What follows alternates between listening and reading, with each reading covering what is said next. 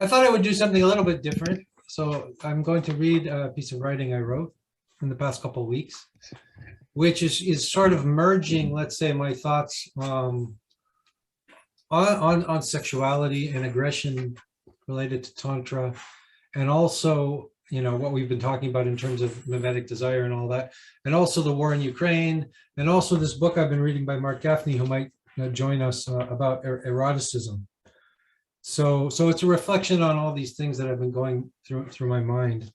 And rather than do a sort of my usual kind of lateral thinking, rambling lecture, I'm going to read it this time. And I might comment as I'm reading it. And then we'll have a discussion afterwards. Okay, so this is called The Realms of Desire. The tantric sages tell us, never abandon desire. On the other hand, desire, as we well know, is the cause of all our unique human problems. Out of desire for knowledge and power, Eve ate the apple in the Garden of Eden, and this was the beginning of the fall from paradise, the Hebrew Bible tells us. On the other hand, without knowledge and power, we remain children in a walled garden. We need to grapple with the serpent of desire, deal with the shadows of desire, and sometimes taste the object of our desire. Eve's hunger is humanity's hunger to know and to be. But what is the knowledge of the fruit? By the way, originally it was probably a fig and not an apple. I've just learned that recently. So that's why I wrote fruit instead of apple. To know someone biblically, to know somebody, is literally to have sex with them.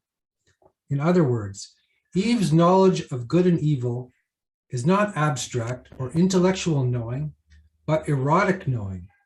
Spiritual knowledge is eros, in other words. So does God punish Adam and Eve? It's ambiguous. At the same time, he gives them garments of skin. These are the first technologies. Clothing to hide our self-conscious nakedness.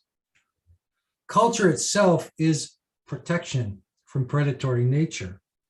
It is the possibility of separating ourselves from our naked primal experience, of making borders and boundaries and veils and distinctions, and of being able to judge and act on what is good and what is evil. It is a curse and a blessing. It is what makes us human. The human realm is the realm of desire. Does God punish Adam and Eve for infidelity and greed, or is he teaching them how to be creators like him? Without the sense of separation and desire, we could never be godly or partake in the divine. Behold, the man has become like one of us, knowing good and evil, God says after kicking Adam and Eve from paradise. So is it better to know good and evil, birth and death, technology and culture, or to be innocent? Should we pay the price for that knowledge, which is both the pain of our own mortality and the ecstasy of being and becoming? The question is not answered. Like many biblical stories, especially the early ones, God's actions are mysterious. They don't provide us a morality tale, but a koan, or a deep existential question. They don't define good or evil. They're anything but children's stories. In Jewish theology, God created the world because he was lonely and desired a playmate. The divine, in other words, is motivated by the desire for union and play. The energy of desire is the creative principle. You can call it God if you like. And there is nothing wrong with the fruits of desire in themselves. After all, God is supposed to have created the alluring tree of good and evil. And he looked down on his creations and said that they were good. Again, the distortion of genuine desire is our original sin, not the energy of desire in itself. The snake in the garden represents the dynamic energy of becoming godly, what the Hindus call kundalini, the energy of transformation. This is the divine feminine energy thought to be at the base of the spine. The snake is not the devil here then, it is our potential for embodied knowledge and bliss. Of course, when the energy of desire wakes up, it can destroy the world and drive us mad.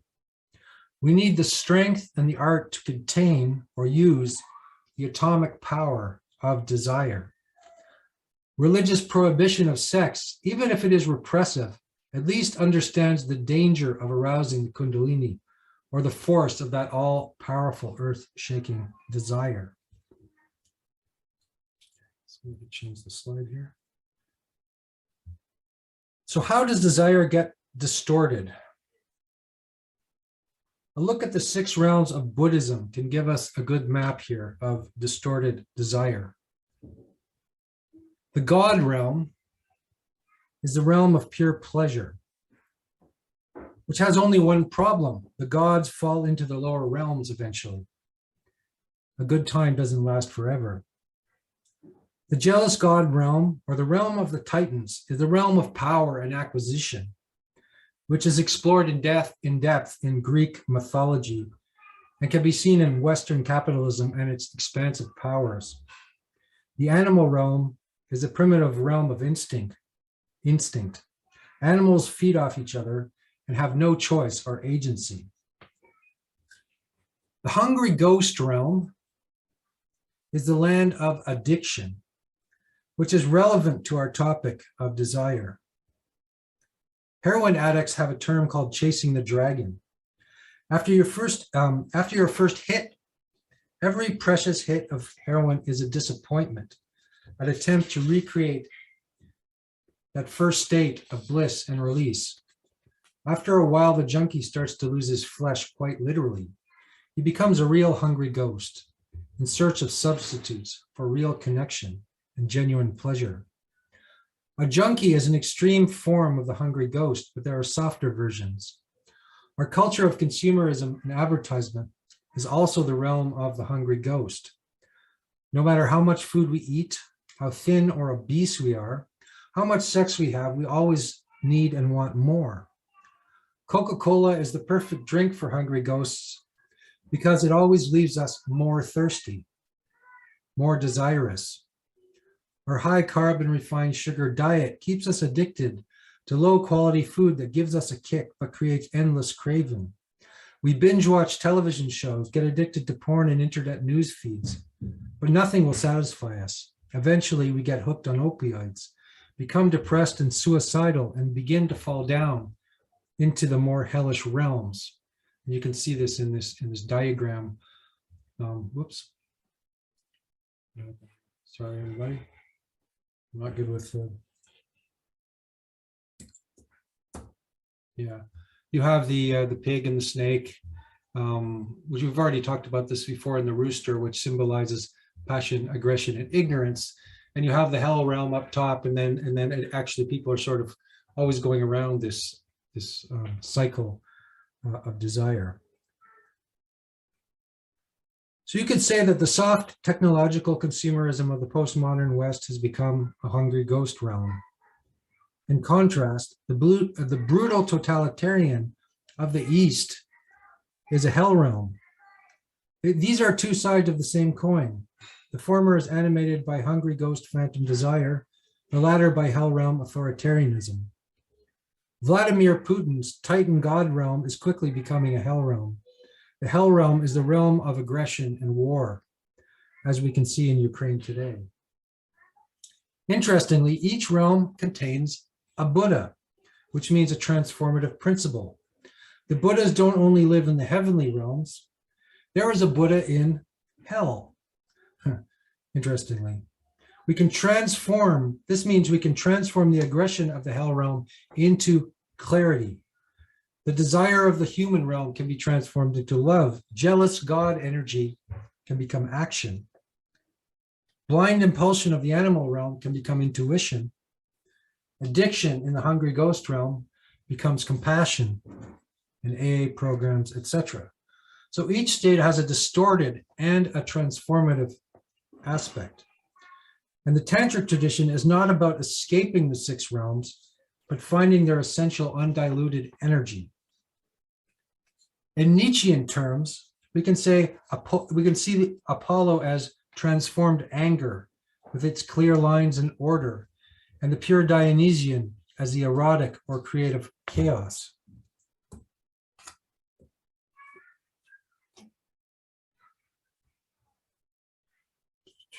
Sorry. We need both clarity and chaos. Apollo and Dionysian thesis. Dionysian passion can tame anger. Anger can provoke passion. We don't want to get rid of these dangerous and seemingly opposite energies, but use them. When the realms are unconscious, separate, or have no dialectical relationship to each other, there is just polarization and conflict. But when we transform them alchemically, they can turn lead into gold. So this is a symbol of Mercury on the top of his head, and this is Mercury being transformed. So Tantra is the alchemy of passion and desire. The main components of alchemy are sulfur. I should have said anger and desire, or anger and passion there, but anyway, the main components of alchemy are sulfur, mercury, and salt. Sulfur represents the feminine heat that rises from the belly. Mercury is the cooling force that descends from the head, symbolized by the moon. The salt is the reified or stuck boundaries between the two in the heart, right? And this is opposite symbolism as what you usually find. Usually the feminine is symbolized by the moon and the masculine by the sun, but in this tradition, it's the other way around. The masculine is the feminine reflecting principle. So tantrically speaking, polarization and conflict result when the lunar and solar pathways are blocked and cannot be processed in the heart. The heart is the location of flow and exchange, transformation, and transcendence.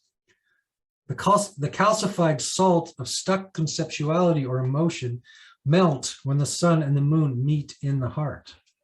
The heart is the alchemical chamber where we transform heavy lead into bright gold. Human beings flourish when there is a relationship between sulfur and mercury, metaphorically speaking, between these two polarities. If separate or isolated, the feminine becomes chaotic and hysterical. Conversely, the masculine degenerates into neurotic top-down control and autistic hyperconceptuality. Without communication between the masculine and the feminine, conflict, polarization, and in the worst case scenario, war is the result. The war in Ukraine is a war of civilization between the sulfurous nihilism and consumerism of the West and the East's cold mercurial essentialism and imperialism.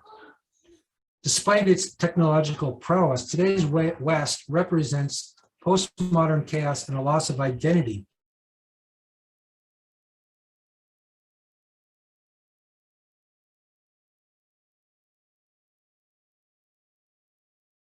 Ultimate identity. The West believes in an infinite diversity of identities that adds up to no identity at all. This is the war between the one and the many, eternalism and nihilism, monotheism and polytheism, Apollo and Dionysus, or Mercury and sulfur again. Russian cold imperialism and American hot capitalism are locked in this seemingly eternal conflict.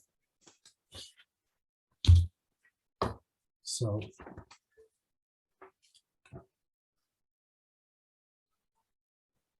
the psychiatrist William Reich, one of Sigmund Freud's most brilliant students, and I recommend his work to everyone here, especially The Murder of Christ, and I think it's called Look Out, Little Men. Incredible, devastating books. Anyway, he's written some of the most insightful critiques of totalitarianism. Reich sees fascism originating in sexual shaming and the repression of desire in infants, and in this sex-negative attitude in general. This was Freud's, idea also, but Reich took this very literally. Today, repression and sex negativity are not as prevalent as in Freud's Victorian age and in the time of Reich's 20th century with its 2 world wars. Today, we could say the problem in the capitalist West is not sex negativity, but sex positivity. The sex positive spirit of Western culture has created intense anxiety, intense performance anxiety. The anxiety of Instagram and Tinder, the need to compete with porn stars in the bedroom, the hyper-commodification of sex, sex without mystery, sex with a shaved pubis and waxed body. Sex today is not repressed, but compulsively expressed, compulsively and unskillfully expressed. While sex-negative fundamentalism is afraid of sexual chaos and prefers the missionary position of authoritarianism, the progressive celebrates the anarchy of the biblical harlot Lilith, who insisted on being on top. It says in the Bible, Lilith wanted to be on top. The culture war is fundamentally a fight between these two quote unquote positions. The subversive nature worship and sexual chaos of Lilith and the fascism of the dictator who tries to dominate nature and women are two sides of the same coin. Camille Paglia wrote about the tension between the romanticism of Jean-Jacques Rousseau and the rationalism of the Marquis de Sade. While Rousseau was the ultimate romantic who worshipped nature, de Sade was the supreme rationalist, completely demystifying sexuality.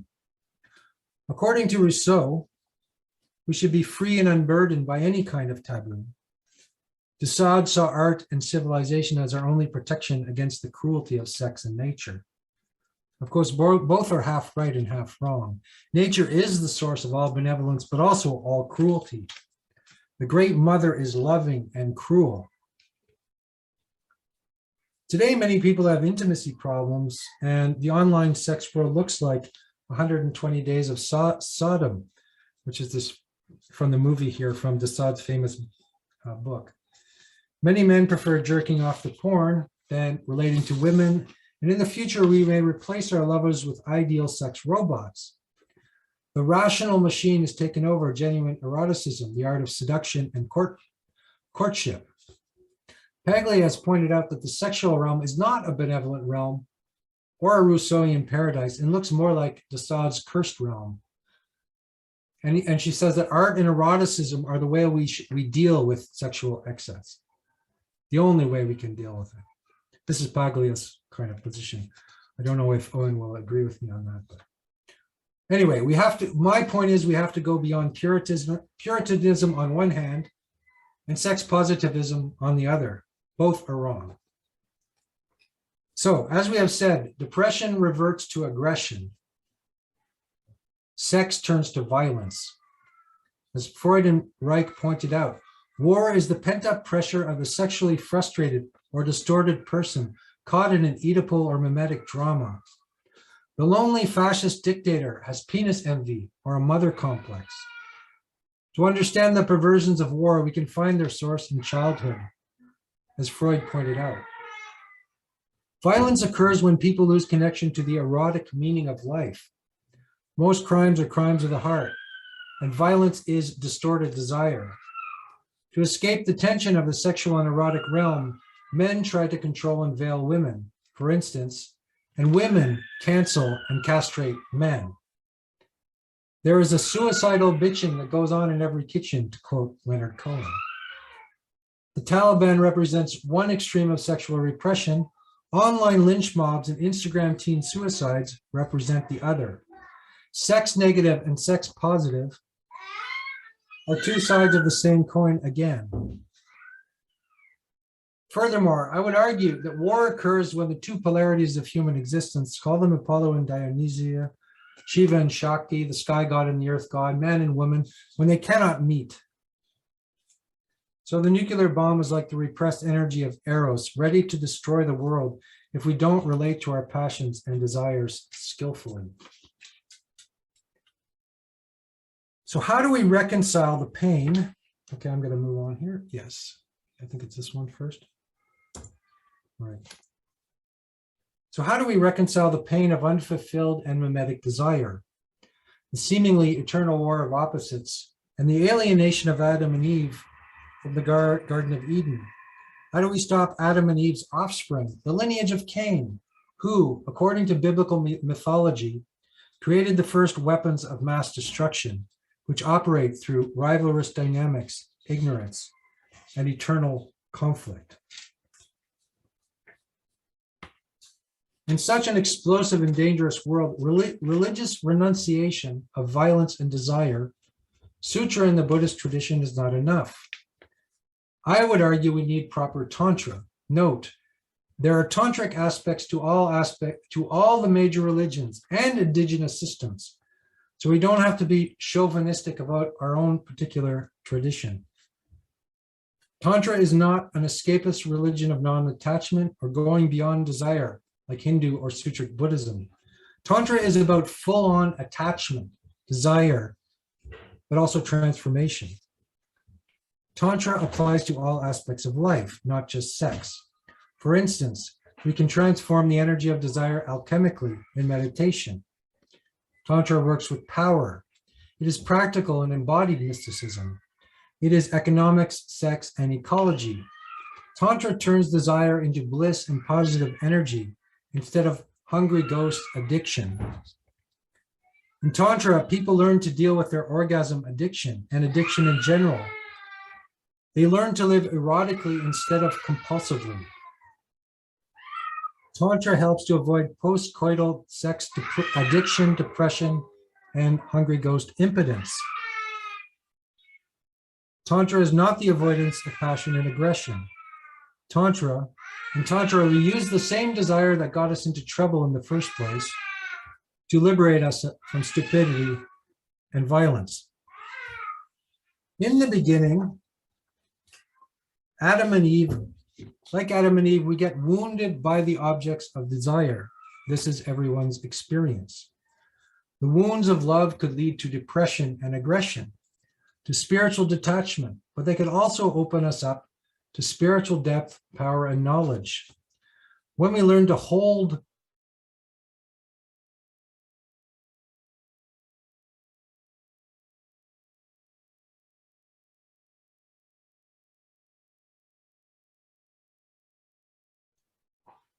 Did everyone lose the sound or just me? Yeah, I've lost him. Same here. spiritual power. Tantra Andrew, is we lost you there for a second, man. Can you go back 20 seconds or so? oh shit. Okay. Yeah. Like wounded by the objects of desire. Okay. I'll start with Tantra applies to all aspects of life. Did you get that part? No, I don't Yes. think so, no. I think Did we? Yeah, we did. Okay. Yeah. Yeah. Okay. So did I say in Tantra, people learn to deal with their orgasm addiction and addiction in general? Yeah. Okay. I'll start there, and if there's some repetition, my apologies. No, it's a really important thing. Okay. In Tantra, people learn to deal with their orgasm addiction and addiction in general. They learn to live erotically instead of compulsively. Tantra helps us to avoid post-coital sex addiction, depression, and hungry ghost impotence. Tantra is not the avoidance of passion aggression. In Tantra, we use the same same desire and violence, yes, that got us into trouble in the first place to liberate us from stupidity and violence. So in the beginning, like Adam and Eve, we get wounded by the objects of desire. This is everyone's experience. This is how we get knowledge. The wounds of love could lead to depression and aggression. They could lead to spiritual detachment, but they could also open us up to spiritual depth, power, and knowledge. When we learn how to hold desire beyond the object of desire, or the reification of those objects, we become sophisticated lovers. The trick of love is never to reify the object of desire. We need to transform the energy of passion in our relationships into spiritual power. Tantra is about the love supreme that John Coltrane wrote about or played trumpet about.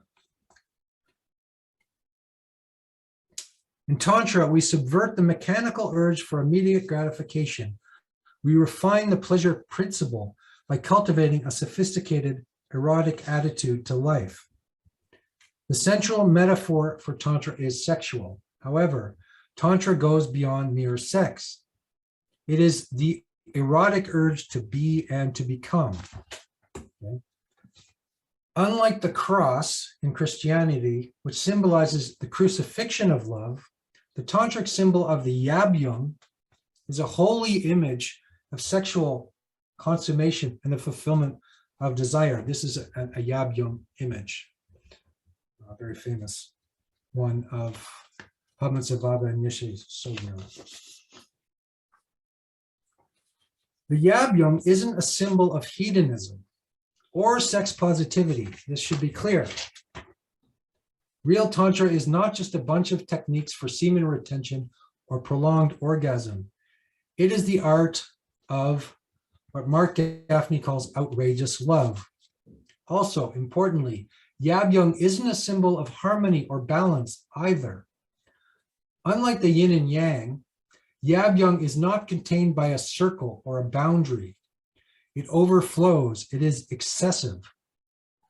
On the most superficial level, the yabyung symbolizes incredibly great sex. On the ultimate level, great union and eros are the fully enlightened already present state, where we realize that we have never left the Garden of Eden and there is nowhere to return to. Furthermore, Tantra is the full integration of the masculine and feminine principle. There is no inequality whatsoever in Tantra. Patriarchy and matriarchy are equal. The female Dakini in Tantric symbolism, that's the picture I have back here, is often shown naked, but she's also artfully adorned. She disciplines her wildness without losing her raw power.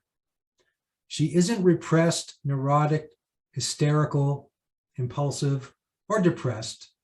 She doesn't have any of the modern ills of civilization that Freud and Reich diagnosed.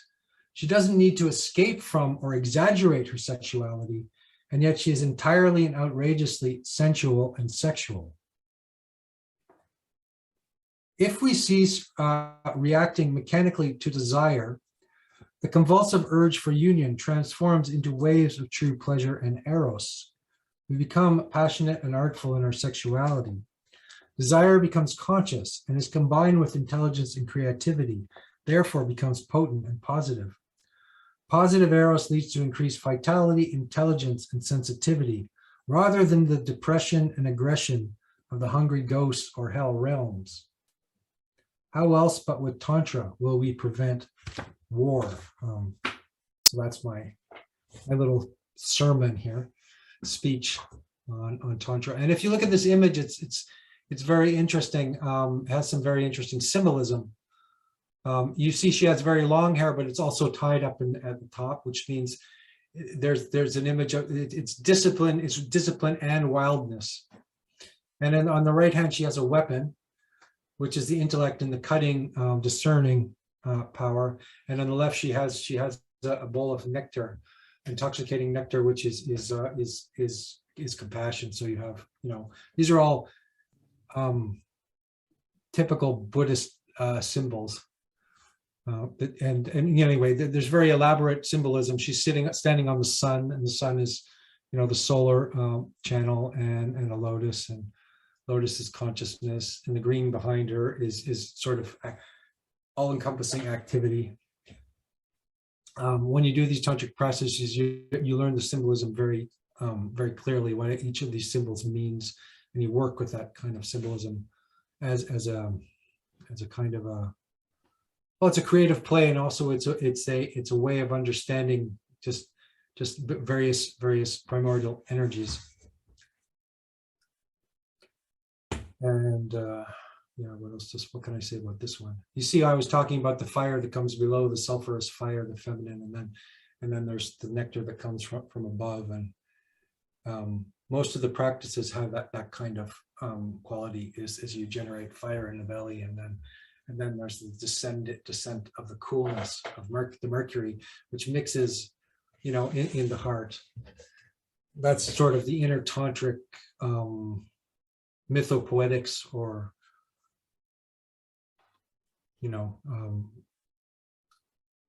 vision, let's say.